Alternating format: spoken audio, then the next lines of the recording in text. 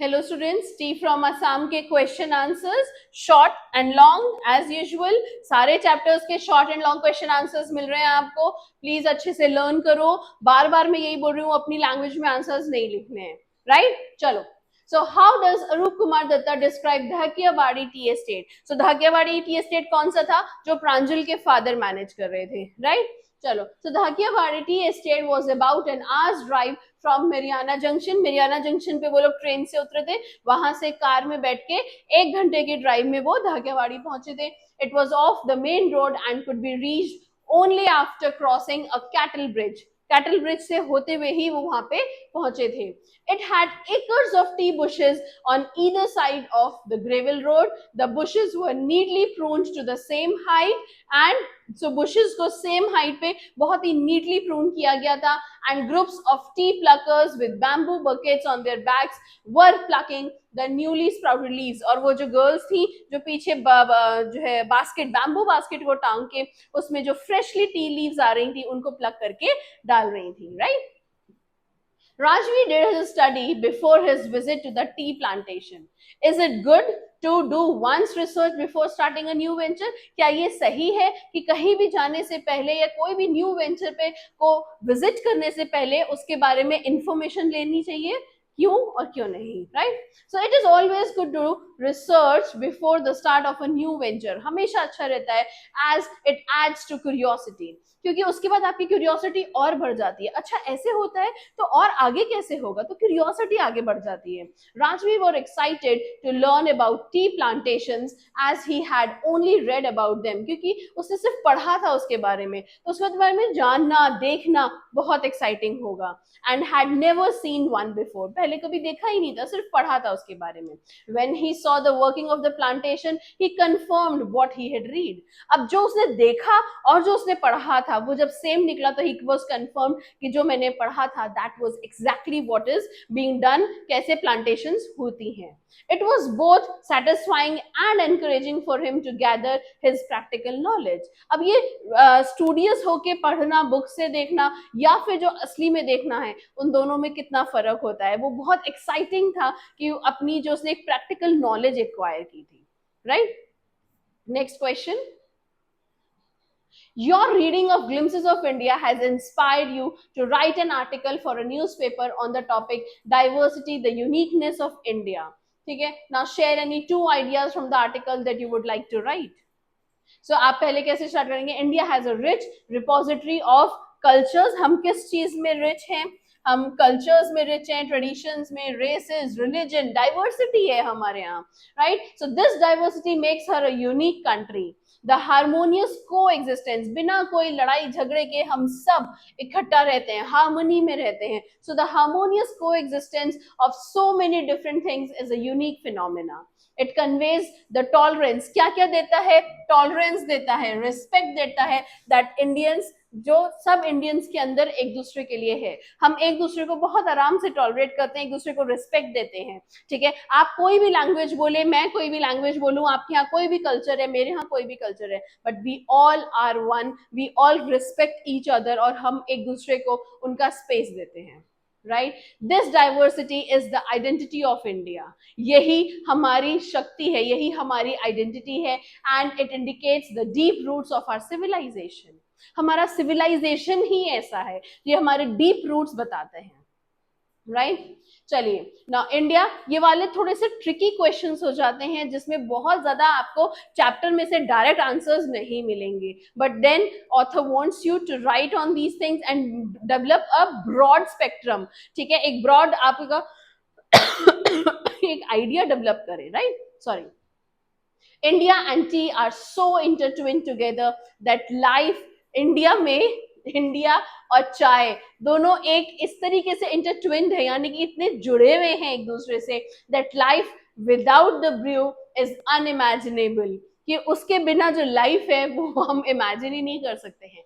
I think 99% घरों में सुबह उठते ही पहले चाय चढ़ाई जाती है ना? चाय बनाई जाती है। So quote two examples in support of this statement. Now, Indians are supposed to have tasted tea as far back as the times of Buddhism, when tea plants grew out of the lids of Buddhist ascetic.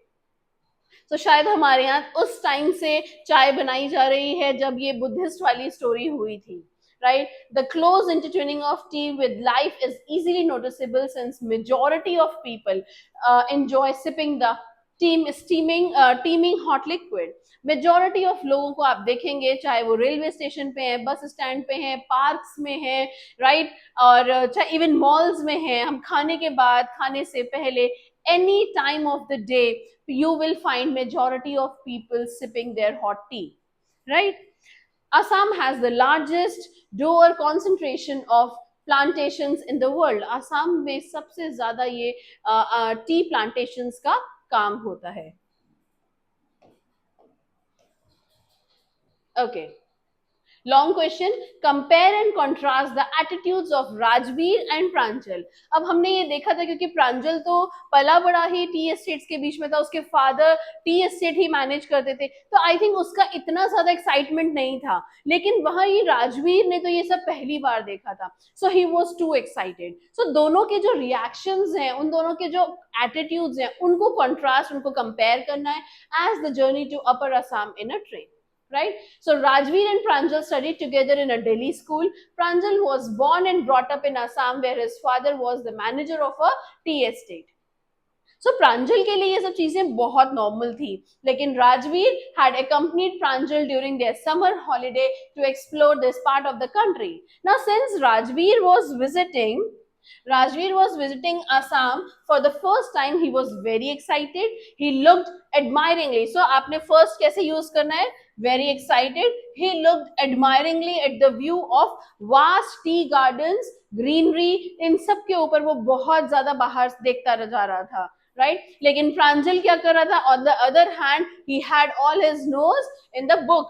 So Pranjal, on the other hand, remained engrossed in his detective novel. The attitudes of the two boys were diametrically opposed to each other. दोनों का जो behavior था वो बिल्कुल अलग था, opposite था एक दूसरे से, because the tea plantations and the view offered by them were a routine affair for प्रांजल. वो प्रांजल के लिए एक routine affair था, यानी कि उसके लिए बहुत normal था, वो कितनी बार आता रहता है यहाँ पे. Whereas Rajveer found the scenic view as novel. Novel का मतलब है new. उसके लिए ये scenic view बिल्कुल new है और एक rare experience है. So he enjoyed the natural beauty of soft paddy fields, sea of tea bushes, tiny tea plants, amid का मतलब in the middle of, tall sturdy trees against the backdrop of densely wooded hills. So पीछे hills हैं, उसमें tall sturdy woody trees हैं, और नीचे जहां तक आंखें आप देखेंगे, जहां तक आंखें जाएंगी, वहां पे टी bushes हैं, right? So आप ये देखिए किस तरीके से आपको ये words यूज करके लिखने हैं आंसर्स को. Okay, next question. Describe the two legends related to the origin of the tea. So एक तो वो चाइनीज एम्परर और दूसरा बोधिराज. इन दोनों के बारे में आपको लिखना है. दो लेजेंड्स के बारे में यहाँ डिस्क्राइब किया गया है. So there are two legends about the origin of tea. One is a Chinese legend while the other is an Indian legend. According to the Chinese legend, tea was discovered by a Chinese emperor who always boiled water before drinking, and one day some tea leaves fell in the water, but they tasted really good. Right? So once a few leaves of twigs burning under the pot fell into the water, giving it a delicious flavor. Now these were tea leaves that later became a popular beverage in China and the rest of the world. अब Indian legend जो Buddhist एक्सेटिक थे, बोधि धर्मा, right, उन्होंने he had cut off his eyelids because he felt sleepy during meditation, और 10 T plants उसमें से eyelids में से निकले थे, जिनकी लीव्स को अगर आप बॉईल करेंगे तो उससे नींद भाग जाती है. So the leaves of these plants banished sleep, यानी कि गेट रिड ऑफ. बैनिश्ड का मतलब था गेट रिड ऑफ, उससे पीछा छुड़ाना, यानी कि नींद को भगाना. So banish sleep when drunk after putting them in hot water. Thus tea is supposed to have been discovered by chance. By chance discover हुई है and was found as a deliciously flavored beverage that helped to put away sleep. नींद को भगाने के लिए इस beverage को use किया जाने लगा, इस ड्रिंक को यूज करने लगे. Next question, why did Rajveer want to visit a tea garden? How did he come prepared to Dhakiabari tea estate? What does this tell you about him? Right? Rajveer wanted to visit a tea garden because he had never been to a tea estate before. He was a curious boy who loved to learn. वो curious boy है जिसको नई चीजें सीखना पसंद है. So he took the opportunity to accompany his friend Pranjal to Upper Assam during summer holidays. Pranjal's father was a manager at a tea estate over here, and before reaching Dhakiabadi tea estate, Rajveer had learned about the sprouting period of tea leaves. He also knew about the time when the best tea was yielded, the excitement and inquisitiveness. Excitement था और inquisitiveness का मतलब होता है to know more, और जानने की इच्छा.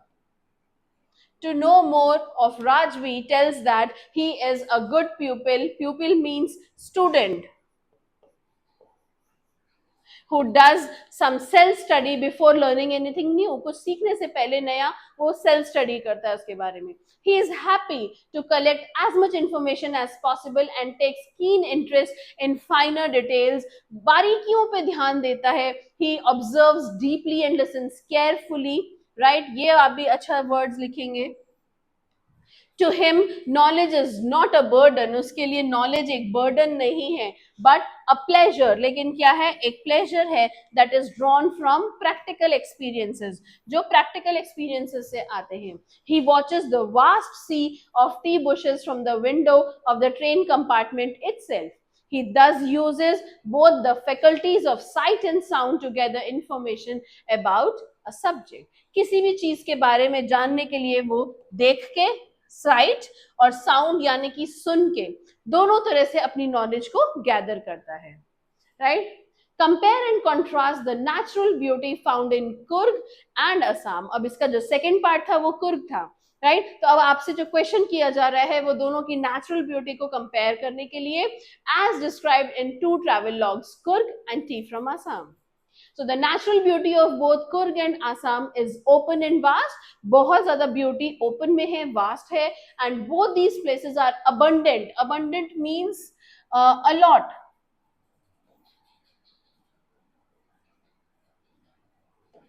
Abundant means a lot. बहुत ज़्यादा, a lot of quantity लिख लीजिए आप इसको.